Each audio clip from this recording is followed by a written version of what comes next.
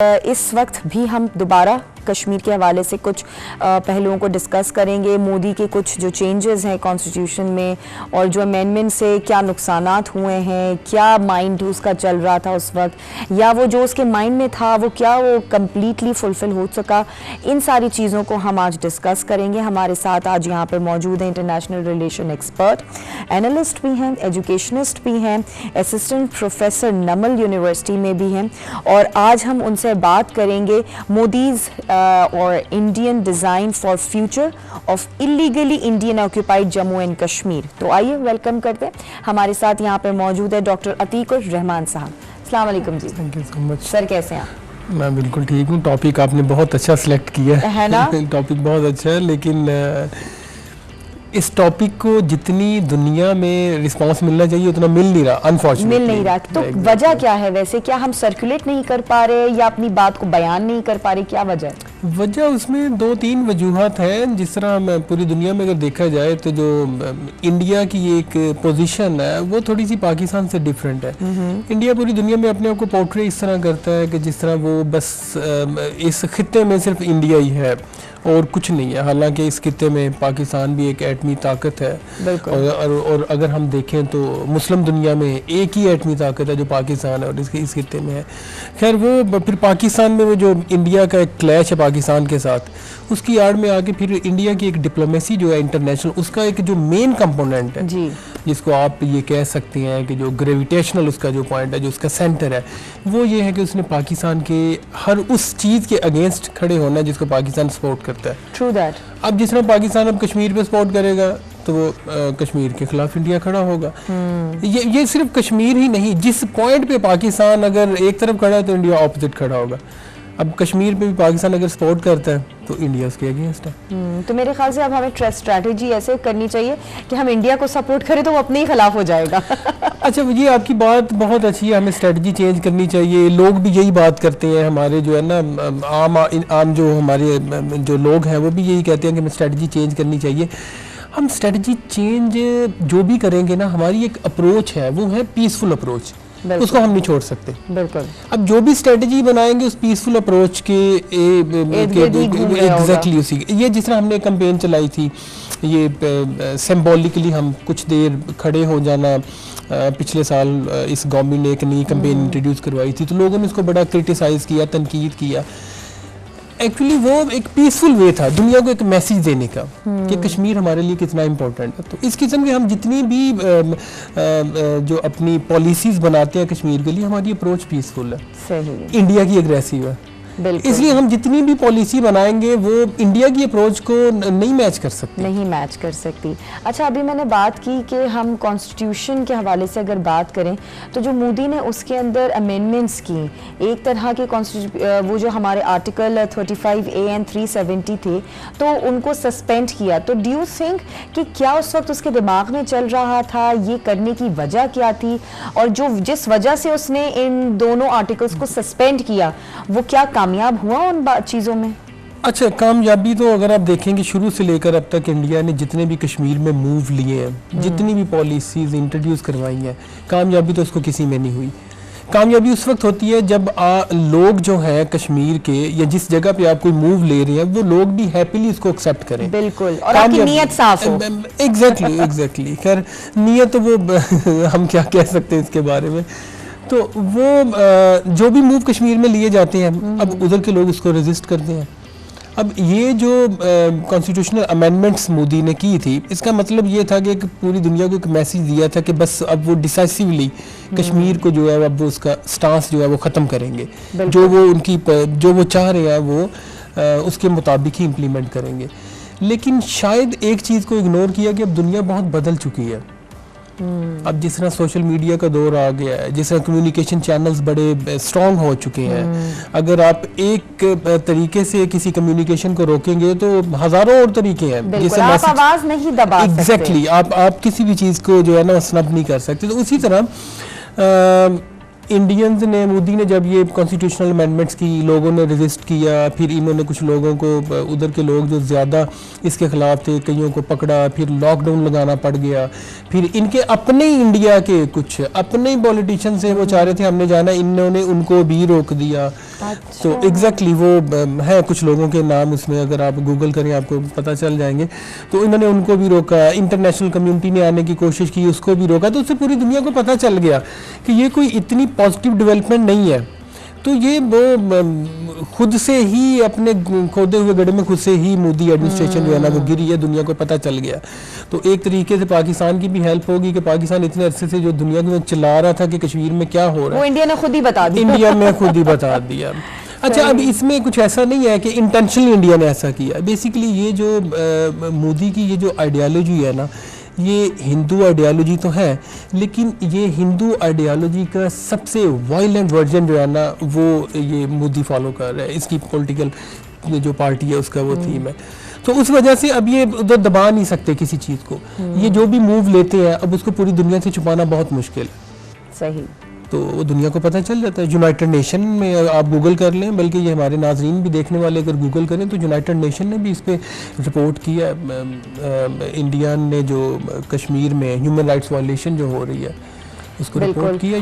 और देखा जाए तो हमारे खुद के अपने प्राइम मिनिस्टर साहब ने भी उसको भरपूर तरीके से जो है वो हाईलाइट किया है। नहीं, हम तो करते ही हैं ना। हाँ। हम तो करते ही हैं ना, लेकिन आप इंटरनेशनली बात कर रहे हो और दूसरे ममालिक की बात कर रहे हैं। जी, वो दूसरे ममालिक ने भी अब पाकिस्तान से हटके जब न्यूट्रल होके देखा तो सारी सिचुएशन सामने आ गई है कि आप किसी चीज को अगर लेते हैं तो आप उसका फायदा पहुंचाते हैं, उसके कुछ आप ऐसे चीजें फीचर सामने लेकर आते हैं कि देखिए ना जी कि हम उसको बेहतर बनाते हैं, हम लोगों के लिए ये काम करेंगे, वो काम करेंगे, लेकिन वहां तो आप लोगों की कदर ही नहीं कर रहे। जी, एग्जैक्टली। तो ये जो ब्रूटली किलिंग और ये तशद्दुद, ये चीज तो आपको कभी भी वो नहीं करेगा। अब देखिए, एक तरफ से वो कर्फ्यू है, वो लॉकडाउन, दूसरी तरफ से ये कोविड का लॉकडाउन आ गया, तो वो कश्मीरी अवाम बेचारी they are between corona and curfew.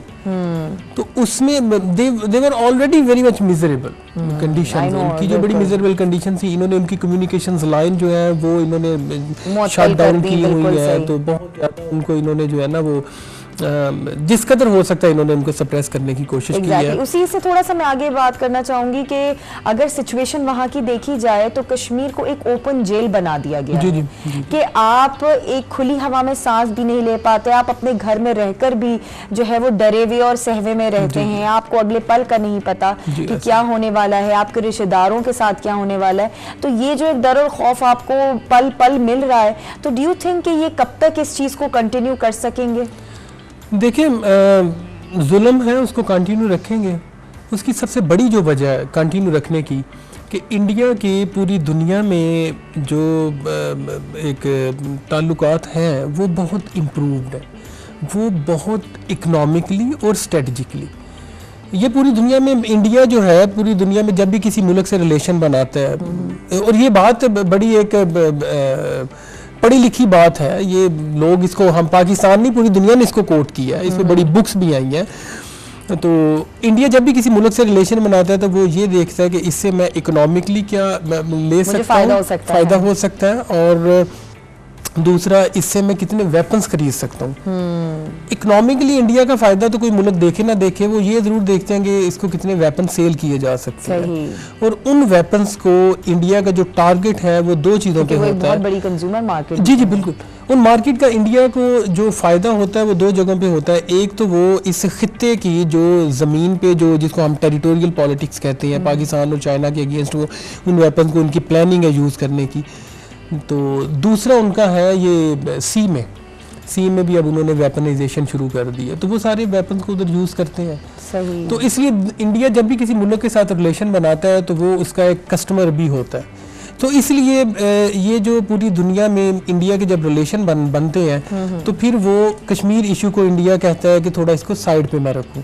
इसलिए पूरी दुनिया में कश्मीर इशू को इतनी पजीराई नहीं मिलती जितनी पाकिस्तान चाहता है मिले, क्योंकि इंडिया के वो इकोनॉमिक और स्ट्रेटजिक इंटरेस्ट आ जाते हैं। और सर, एक छोटी सी यहाँ पर हमें ब्रेक लेनी है, ब्रेक लेकर वापस आते हैं एंड देन हम डिस्कस करेंगे कि इस वक्त जो मोदी के दिमाग में जो चीज़ें चल रही हैं और ये जो कॉन्स्टिट्यूशन उसने चेंज किया है, तो इससे अब आगे और क्या सामने हमें नजर आएंगी चीजें। हमारे साथ डॉक्टर अतीकुर रहमान यहाँ पे मौजूद हैं और बड़ा एक सेंसिटिव टॉपिक, जाहिर सी बात है कश्मीर के हवाले से तो हर चीज़ ही सेंसिटिव है, उनके मामलात, उनके साथ जो भी सलूक किया जा रहा है, जो सिचुएशन या सिनेरियोज हम सिर्फ यहाँ बैठकर देखकर महसूस कर सकते हैं, वो उनके पर तो वो सब गुजर रही है।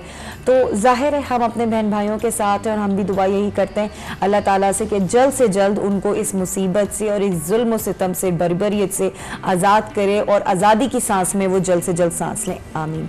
आगे बढ़ेंगे। अदील साहब ये बताइएगा कि जैसे अभी हम बात कर रहे थे इस तरह की मुख्तलिफ चीज़ों की, तो एक और मोदी का माइंडसेट सामने नज़र आया जिसमें वो आपको ख़त्म करने की, आपकी जो वजूद है उसे ख़त्म करने की जो है उसकी भी कोशिशें कर रहा है, जेनोसाइड कर रहा है। तो उससे क्या सामने चीज़ नज़र आती है? इसके दो पहलू हैं। एक तो वो ये है कि इंडियन डू एंड डाई की सिचुएशन पे आ गए हैं। दूसरा जो मोदी की आइडियालॉजी है ना, वो बड़ी एक मिलिटेंट और एक्सट्रीमिस्ट हिंदू आइडियालॉजी है। वो तो हम तो एक्सपेक्ट कुछ नहीं कर सकते, एक मोदी की कोई पीसफुल पॉलिसी तो हम एक्सपेक्ट कभी नहीं कर सकते, क्योंकि वही बात जो आपने कहा कि वो तो है ही एग्रेसिव माइंड के साथ। एग्रेसिव इसकी जो पॉलिटिकल एफिलिएशन है वो बहुत एग्रेसिव है, आरएसएस की जो आइडियालॉजी है ना। अब दूसरी तरफ अब देखा जाए कि जब वो कश्मीर की बात करते हैं तो कश्मीर पे वो उनका जो अभी इस वक्त स्टांस है कि ये जो प्रो पाकिस्तानी या इंडिपेंडेंस, कुछ ऐसे लोग जो मुसलमान पॉपुलेशन वो जो चाहते हैं कि पाकिस्तान के साथ मिले, या कुछ और भी लोग जो चाहते हैं कि पाकिस्तान के साथ मिले, या कुछ लोग कहते हैं कि भाई ठीक है पाकिस्तान के साथ में नहीं तो ये कश्मीर इंडिया से तो जान छूटे ना हमारी। Exactly. वो उस एलिमेंट को ख़त्म करना चाह रहे हैं। अब उस एलिमेंट को ख़त्म करने के लिए वो किसी हद तक भी जा सकते हैं, जो कि ये जो इंडियन कश्मीर पॉलिसी है ना, उस पर कई जगहों पे इस चीज़ को इनडायरेक्टली मेंशन भी किया जा चुका है। इंडिया ने खुद इसको मेंशन कर दिया है कि वो किसी लेवल पर भी जा सकते हैं। इसीलिए तो ये उन्होंने लॉकडाउन लगाया वहाँ पे, इसीलिए तो वो कर्फ्यू की सिचुएशन हुई वहाँ पे, सब कुछ उनके कम्युनिकेशन खत्म की दुनिया से, मतलब जबरदस्ती से और जबर से वो अपने जो सारे जो पॉइंट ऑफ व्यूज हैं क्लियर करना चाह रहे हैं। जी सिंपल तो ये नजर आता है। जी। और दूसरा उसके लिए सबसे बड़ा जो मसला है, जब उधर के लोग पाकिस्तान की आवाज़ उठाते हैं ना, तो ये उनके लिए नाकाबिले बर्दाश्त हो जाती है। अब फिर वो पाकिस्तान उनके लिए अब अकेला मसला नहीं है, पाकिस्तान के साथ चाइना भी उनके लिए मसला बना। चाइना खैर पहले मसला था, लेकिन पाकिस्तान के जो रिलेशन चाइना से है ना, अब वो भी उनके लिए मसला बन गया। अब इसमें जो है ना एक एक्चुअल पॉइंट जो है ना कि अब वो पाकिस्तान को क्यों दुश्मन समझते हैं। हमारे कुछ लोग ये भी समझते हैं, पूछना चाहते हैं, या उनके माइंड में ये आता है कि पाकिस्तान के साथ क्यों इंडिया इतनी दुश्मनी रखता है। एक बड़ा छोटा सा क्वेश्चन है। वो तो वजूद ही नहीं चाहते थे ना पाकिस्तान का। जी वो तो खैर पाकिस्तान का वजूद ही नहीं चाहते थे। उसके बाद जब फिर पाकिस्तान का वजूद एक बन गया, दुनिया ने एक्सेप्ट कर लिया, जब उनको पता चल गया कि अब इसको अंडू नहीं किया जा सकता, एग्जैक्टली पूरी दुनिया में ये रियलिटी बन गई, एक मुस्लिम स्टेट है पाकिस्तान, तो फिर उनकी एक पॉलिसी दूसरी सामने आई कि अब पाकिस्तान को हम इसके अगेंस्ट चलेंगे, बर्बाद करने के लिए कोई कमी नहीं छोड़ेंगे। एग्जैक्टली खैर पूरी दुनिया की जो सियासत है उसमें यही होता है। पूरी दुनिया की सियासत में इखलाकियात तो होते नहीं है। अगर इखलाकियात होते तो सारी जो इंटरनेशनल हमारी कम्युनिटी है वो इंडिया को कोई भी एग्रीमेंट करने से पहले, कोई भी डिप्लोमेटिक कम्युनिकेशन करने से पहले सबसे पहले कश्मीर को सामने रखते। बिल्कुल सही बात है। ठीक है, तो दुनिया में इखलाकियात बहुत कम होते हैं सियासत में। तो हाँ, पाकिस्तान में इखलाकियात आ जाते हैं क्योंकि पाकिस्तान एक आइडियोलॉजिकल स्टेट है, तो हम एक पीसफुल जो सियासत है ना उस पे बिलीव करते हैं। बिल्कुल, क्योंकि हमारा तो दीन ही हमें ये समझाता है। जी बिल्कुल। और पाकिस्तान की जो क्रिएशन है, हमारा जो कॉन्स्टिट्यूशन है, हमारी जो जितनी भी हमारी जो पॉलिटिकल डेवलपमेंट है, वो हम पहले इस्लाम की नज़र से उनको देखते हैं। तो इसलिए हम जो है ना, वो दुनिया अगर चलती है इखलाकियात के बगैर, तो हम इखलाकियात के बगैर नहीं चलते। तो हम प्रेफर करते हैं कि हमारा जो भी हो इस्लाम की रिप्रेजेंटेशन उसमें हो। नो डाउट इंटरेस्ट पाकिस्तान भी अपने देखता है, तो खैर सभी देखते हैं ना, तरक्की करने के लिए कौन सा ऐसा मुल्क है जो अपने फायदे के लिए और अपने मुफाद के लिए नहीं सोचता। जी। तो उसमें जो है पाकिस्तान हमेशा इंडिया के जो भी अग्रेसिव इस खित्ते में हरकत होती है ना, पाकिस्तान उनको अपोज करता है। ये इंडिया के लिए किसी हद तक भी काबिल कबूल नहीं है। अब इंडिया की जो माइंडसेट है इस खित्ते में वो ये है कि इंडिया इस खित्ते को कब्जा करना चाहता है। सही। ये उनकी ऑफिशियल डॉक्यूमेंट्स में है कि वो हेजमन बनना चाहते हैं और वो चाहते हैं रूल करना चाहते हैं इस खित्ते में। अखंड भारत का जो नारा है उनका, इसके टेरिटोरियल जो है वो एरिया हो या वो मैरीटाइम का एरिया हो, पानी की सियासत हो या ज़मीन की सियासत, इस खित्ते की दोनों पे वो कब्जा करना चाहते हैं। अब पाकिस्तान इस पूरे खित्ते में सिर्फ एक स्टेट है जो कि इंडिया को वो नहीं करने देता, क्योंकि पाकिस्तान चाहता है कि हर मुल्क इसमें एक जो है ना बराबर का कंट्रीब्यूशन करे इस खित्ते की डेवलपमेंट में, और हम एक अमन से इस खित्ते को चलाएं। लेकिन इंडिया इसलिए फिर पाकिस्तान के खिलाफ जो है ना वो खड़ा होता है पूरी दुनिया में भी और इस खित्ते में भी। बिल्कुल, जिसकी वजह से सार्क भी बनाया गया था। जी। अभी सार्क बनाया गया तो सार्क में भी जो है पाकिस्तान हमेशा चाहता है कि सार्क को एक इस खित्ते में इतना इफेक्टिव बना दें कि हम इसके अपने खित्ते के मसाइल खुद हल कर सकें, जिनमें से कश्मीर भी है।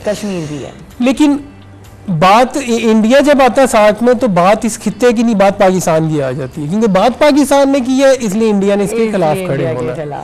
सही। तो इसलिए जब कश्मीर पे वो कश्मीरी लोग जब पाकिस्तान की बात करते हैं, पाकिस्तान का झंडा अगर वहाँ पे कश्मीर में किसी जगह भी बुलंद किया जाता है तो वो इंडिया के लिए काबिल कबूल नहीं होता। अब जाहिर बात है वहाँ के लोग जो हैं वो दो ताकतों के दरमियान है, इंडिया और पाकिस्तान।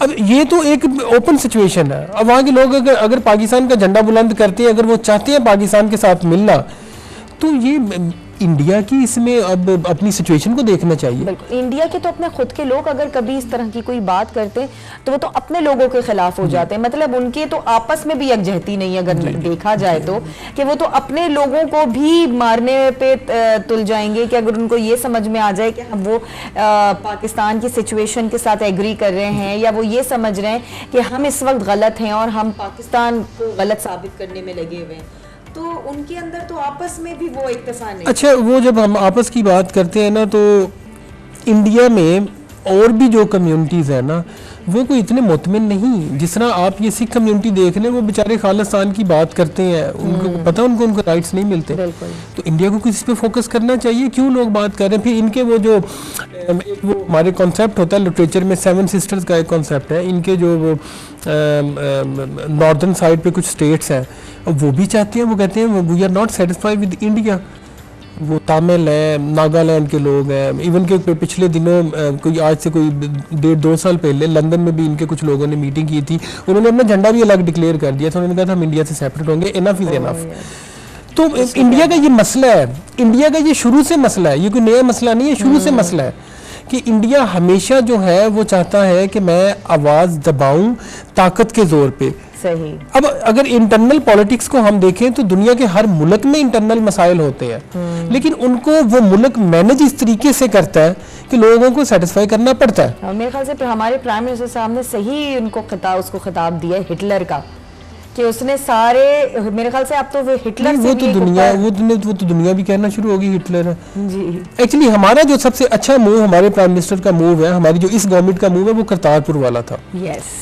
कि अगर हमने इस रीजन में, इस खित्ते में एक पीस का मैसेज दिया है, हाँ। लोगों के सेंटिमेंट्स की रेस्पेक्ट की है, सिख कम्युनिटी के, तो इसका मतलब ये था कि अब हम एक्सपेक्ट इंडिया से भी कुछ कर रहे हैं कि इंडिया भी इसका जवाब पीसफुल दे। तो वो उसका तो कश्मीर में उसने तो जवाब बड़ा डिफरेंट दिया। बिल्कुल सही। ठीक है, तो हमारी इस गवर्नमेंट की पॉलिसीज बहुत अच्छी जा रही है कश्मीर के इशू पे। तो तभी तो अब हमें ज़्यादा अच्छे तरीके से लगता है कि अब ये कश्मीर इशू फाइनली सॉल्व हो जाएगा, क्योंकि इससे पहले हम इन सारी चीज़ों को इतना ज़्यादा कॉन्फिडेंटली नहीं बोल सकते थे। हम यही समझते थे कि ये कश्मीर का इशू हमेशा इशू ही रहेगा और कब सॉल्व होगा, लेकिन अब थोड़ी सी कहते हैं ना कि एक उम्मीद की किरण नज़र आ रही है। अच्छा, ये हमारा ना एक जनरल पब्लिक का सेंटीमेंट है कि हम अभी चाह रहे हैं रिजॉल्व हो जाए। तो पहले हम समझते थे इशू है, ये हमारी जनरल पब्लिक समझती है। अगर आप हिस्ट्री उठा के देखें तो पाकिस्तान की हर गवर्नमेंट ने ये कोशिश की है कि इसको हल किया जाए इस मसले को। मुशर्रफ साहब की गवर्नमेंट देख ले, उसमें भी काफी सोल्यूशन आए थे, आगरा समिट वगैरह भी हुए थे, इन्होंने डिप्लोमेसी भी शुरू की थी लेकिन वो भी कामयाब नहीं हो सकी।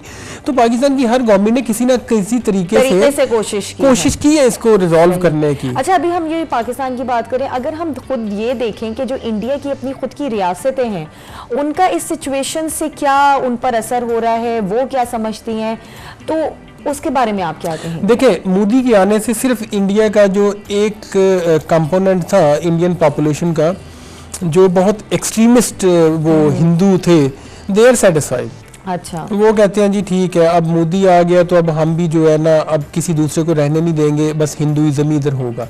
अब उससे हो क्या रहा है, उससे जो इंडिया का एक वो कॉन्स्टिट्यूशन में इनके वो है सेकुलर इंडिया, अब वो सेकुलर इंडिया का जो इमेज है या सेकुलर इंडिया की जो वैल्यूज हैं वो उनको थ्रेट हो गया, अब वो ख़त्म हो जाएंगी या उन पर क्वेश्चन आ गया। क्योंकि वो जो इसकी आइडियालॉजी है ना हिंदू की, मोदी की हिंदू एक्सट्रीमिस्ट आइडियालॉजी, जो इसके फॉलोअर्स हैं ना, उन्होंने अब इंडिया में बहुत ज़्यादा जुल्म शुरू कर दिया। अब जाहिर बात है जब एक कम्युनिटी ये करेगी तो बाकी कम्युनिटी इनसिक्योर हो जाएगी। तो इंडिया के अंदर से भी मोदी पे बहुत क्वेश्चन उठना शुरू हो गए, उनके अपने लोग कहना शुरू हो गए। वो एक इंडिया की बड़ी अच्छी वो राइटर है अरुंधति राय, अब उसकी राइटिंग पढ़े, वो भी यही कहती है।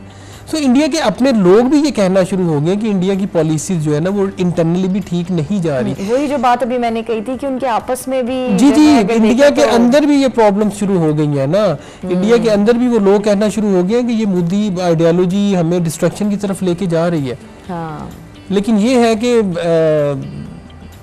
जब तक ये पॉलिसी चलेगी मोदी की, हाँ, तब तक वो ज़ाहिर है कुछ ना कुछ काविशें होती रहेंगी उनकी तरफ से कि वो किसी तरीके से कश्मीर को हासिल करने की कोशिश करें, वहाँ पर जुल्म सितम को मजीद बढ़ा दें, और ज़ाहिर है वहाँ बढ़ता है तो हमें तकलीफ होती है, फिर हमारी तरफ से रिएक्शन और ज़्यादा स्ट्रांगली आता है। तो वो यही देखना चाहते हैं कि हम कितना तड़पते हैं जी।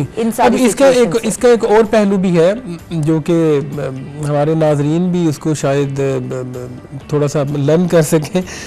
इंडिया हमेशा पूरी दुनिया में ये करता है कि जिस भी कंट्री के साथ पाकिस्तान की थोड़ी सी डिस्टर्बेंस आ जाए, इंडिया उसके साथ खड़ा हो जाता है और उनको कम्प्लीटली डिस्ट्रैक्ट कर जाता है हमारी तरफ से। और इसकी अगर सबसे खूबसूरत और सबसे अच्छी जो एग्जाम्पल है वो इंडिया के ताल्लुकात हैं इसराइल के साथ। ये बहुत ज़्यादा वेपन इसराइल से ले रहे हैं, और सिर्फ इसलिए कि इसराइल को हमेशा ये जाके बताते हैं कि पाकिस्तान खिलाफ है, हमारे भी खिलाफ है, तुम्हारे भी खिलाफ है, एक ही दुश्मन है हमारा, तो एक ही दुश्मन है, तो चलो मिल के अब काम करते हैं। तो ये मिल के जो है ना ये दोनों पाकिस्तान के खिलाफ। अब इसराइल का इंटरेस्ट इसमें क्या आता है? इसराइल का इसमें इंटरेस्ट ये आता है कि पाकिस्तान इस खित्ते में जब कश्मीरी मुसलमानों के लिए आवाज़ उठाता है तो दुनिया में फ़लस्तीनी मुसलमानों की भी बात करता है। बिल्कुल सही कह रहे हैं। अब दोनों का मकसद भी ये कहा जाता है, ठीक है, अब दोनों जो है वो फिर पाकिस्तान के अगेंस्ट जो है वो एक्टिव हो जाते हैं। दूसरी तरफ अगर हम अमेरिका की एग्जांपल देखें तो अमेरिका के साथ इंडिया के ताल्लुकात अच्छे हैं। अब वो क्योंकि इंडिया को पाकिस्तान का चाइना के साथ पीसफुल रिलेशन बनाना अच्छा नहीं लगता, इसलिए वो फिर अमेरिका को थोड़ा सा जाके वो थोड़ा सा क्या, अब तो बहुत ज़्यादा वो अमेरिका को अपने वो कैंप में ले जाते हैं। फिर अमेरिका भी पाकिस्तान को थोड़ा तो नहीं, अब तो खैर बहुत ज़्यादा वो क्रिटिकल देखते हैं, वो पाकिस्तान को हार्ड टाइम दे रहे हैं वो पाकिस्तान को, और वो पाकिस्तान के वो इंडिया जैसे वो ताल्लुकात पाकिस्तान से नहीं रखते, सिर्फ यही वजह है। तो वो सारी इंडियन एक लॉबी है। तो मैं बात ये करना चाह रहा हूँ कि कश्मीर बात कर काफ़ी आगे निकल गई। मैं बात ये करना चाह रहा था कि कश्मीर की वजह से इंडिया पाकिस्तान को ना सिर्फ इस खित्ते में बल्कि इस खित्ते से बाहर भी बहुत ज़्यादा पाकिस्तान के अगेंस्ट खड़ा होता है, पाकिस्तान को अपोज करता है इंडिया। बिल्कुल सही कह रहे हैं। तो कश्मीर का मसला अब मोदी के जब हम टेन्योर में देखते हैं तो रिजॉल्व होता नजर नहीं आता, और जब इंडिया की इंटरनल सिचुएशन देखते हैं तो मोदी की वजह से इसमें इश्यूज मल्टीप्लाई होंगे, मजीद इश्यूज बनेंगे। क्रिमिनल माइंड जब आपका फिर चलता है तो फिर आप और डिस्ट्रक्टिव ही सोचते हैं। क्रिमिनल माइंड बिल्कुल डिस्ट्रक्टिव चलता है, लेकिन इससे इस वक्त बात जब मोदी की होती है तो वो क्रिमिनल से भी कुछ ज्यादा की बात है। अब मोदी की हिस्ट्री उठा के देखें, एक वक्त वो था अमेरिकन ने मोदी को वीजा नहीं देते थे जी, लेकिन बाद में खैर जब प्राइम मिनिस्टर बना उसको वीज़ा भी दिया। तो वीज़ा ना देने की सबसे बड़ी वजह क्या थी? वजह जो गुजरात में मैसेकर हुआ था वो मोदी ही उसकी एक रीज़न थी। बिल्कुल सही। तो एक बंदा जो कि वज़ीर आज़म बनने से पहले भी दुनिया में इतना बदनाम है, तो फिर आप उससे और उम्मीद क्या कर सकते हैं? एग्जैक्टली। और उसके हाथ खून से रंगे हुए हैं प्राइम मिनिस्टर बनने से पहले भी। वो ऑलरेडी एक जो है वो मर्डरर है, ऑलरेडी वो एक क्रिमिनल से भी बहुत ज़्यादा उसको वो उसकी एक स्टैंडिंग है। तो जब एक बंदा ऑलरेडी ऐसा है तो जब वो प्राइम मिनिस्टर बन जाएगा तो आप उससे क्या एक्सपेक्ट कर सकते हैं? बिल्कुल सही बात है। और ये वही वाली चीज़ है कि अभी कुछ दिनों पहले भी हम बात कुछ फैक्ट्स एंड फिगर्स की कर रहे थे, इंडिया की और इनकी इस मोदी की इस हिंदुत्व की जो कॉन्स्पिरेसीज हैं, माइंडसेट्स, उन पे बात हो रही थी।